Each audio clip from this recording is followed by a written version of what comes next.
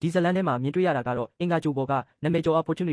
Opportunity စက်ရုပ်လေးရဲ့နောက်ဆုံးအချိန်ကိုတရုပ်ဖော်ထားတာဖြစ်ပါတယ်။ဇလန်ထဲမှာပါတဲ့စာသားလေးကတော့သူ့ရဲ့နောက်ဆုံးပေးပို့ခဲ့တဲ့သတင်းစကားဖြစ်တဲ့ My battery is low and it's getting dark ကျွန်တော် battery အကုန်တော့မယ်။ပြီးတော့ဒီမှာလည်းအရမ်းမောင်နေပြီဆိုတာကိုမြန်မာလိုဘာသာပြန်ထားတာပါ။2018ခုနှစ်မှာအင်္ဂါကြိုပေါ်မှာအရန်ပြင်းထန်တဲ့ဖုံမုံတိုင်းကြီးတိုက်ခတ်ခဲ့လို့နေအောင်ကြီးမရတော့ပဲဒီစက်ရုပ်လေးအကုန်ပြီးအဆက်အသွယ်ပြတ်တောက်သွားခဲ့ရပါတယ်။ဒီဖြစ်ရပ်နဲ့သက်ဆိုင်တဲ့ Opportunity Rover ရဲ့ပုံရိပ်အချို့နဲ့အင်္ဂါကြိုပေါ်ကမြင်ကွင်းတွေကိုကျွန်တော်ဖန်တီးတင်ဆက်ပေးပါမယ်။ကျွန်တော် channel ကို like နဲ့ subscribe လုပ်ပေးခဲ့ပါဦး။အင်္ဂါကြို Mars ဆိုတာအနီရောင်ကဘာကြီးပဲ။အဲ့ဒီအနီရောင်ဟာတန်တက်များတာကြောင့်ဖြစ်လာတာ။ဒါပေမဲ့သိပ္ပံပညာရှင်တွေအတွက်အင်္ဂါကြိုကအမြဲတမ်း opportunity ပဲ။ချစ်စနိုးနဲ့တပီလို့ခေါ်ကြတယ်။ဒီလိုကဘာကြိုပေါ်ကိုစူးစမ်းလေ့လာဖို့လူသားတွေဟာရန်တရားတွေကိုပဲအားကိုးရတယ်။ဒါဟာလူသားတွေရဲ့သိပ္ပံနဲ့စိတ်ကူးရင်စွမ်းအားကိုပြသလိုက်တာပဲ။2004ခုနှစ်မှာအင်္ဂါကြိုပေါ်ကိုပပီကို3 ပတ်လောက်အကြာခီးသွားပြီး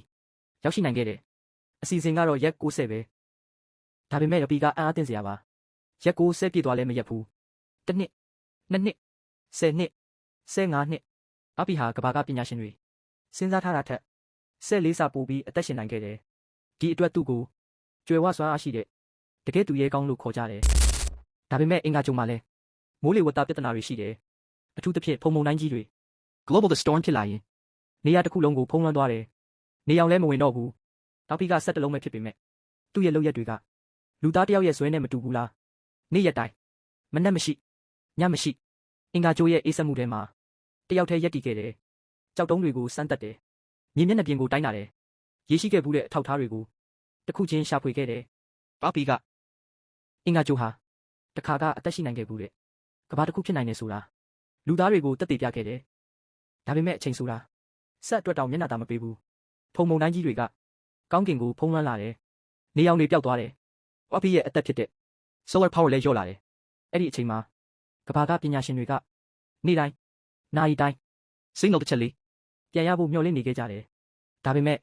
အင်္ဂါကြိုကတော့တိတ်ဆိတ်နေခဲ့ပြီးတော့နောက်ဆုံးစာကြောင်း My battery is low and it's getting dark ဒီစာကြောင်းကစက်တလုံးရဲ့ error message မဟုတ်ဘူး။ဒါဟာတာဝန်ကိုအဆုံးထိထမ်းဆောင်ပြီးအေးအေးဆေးဆေးနားကျင်တဲ့သူရဲကောင်းတယောက်ရဲ့နောက်ဆုံးအတန်ပါလူသားတွေကစက်တွေမှာစိတ်မရှိဘူးလို့ထင်တတ်ကြတယ်။ဒါပေမဲ့အဖေကစိတ်ရှိမရှိမသိရင်တော့စိတ်ထားရှိနိုင်နေဆိုတာပြသသွားခဲ့တယ်။နေဆာကအဖေကိုအတင်းအကျပ်ပြန်ခေါ်မလာခဲ့ဘူး။သူ့ကိုအေးချမ်းစွာနားခိုခွင့်ပေးလိုက်တယ်။ I'll be seeing you တချင်းနဲ့အတူသူ့ကိုနှုတ်ဆက်ခဲ့ကြတယ်။အဖေဟာအင်္ဂါကြိုပေါ်မှာ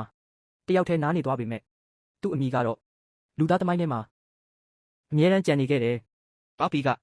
အင်္ဂါကြိုကိုမပြောင်းလဲခဲ့ဘူး။ဒါပေမဲ့လူသားတွေစက်တလုံးကိုကြည့်တဲ့အမြင်ကိုအပီးအစီပြောင်းလဲသွားစေခဲ့တယ်။အဖေမင်းရဲ့တာဝန်ပြီးဆုံးပြီ။အခုတော့အမှောင်ထဲမှာအေးအေးဆေးဆေးနားပါတော့။အခုလိုထူးဆန်းသောအကြောင်းအရာတွေဇလန်းတွေရုပ်ရှင်တွေကိုနားထောင်ခြင်းအရင်ဆုံးကျွန်တော် YouTube channel ကို like subscribe လုပ်ပေးပါဦး။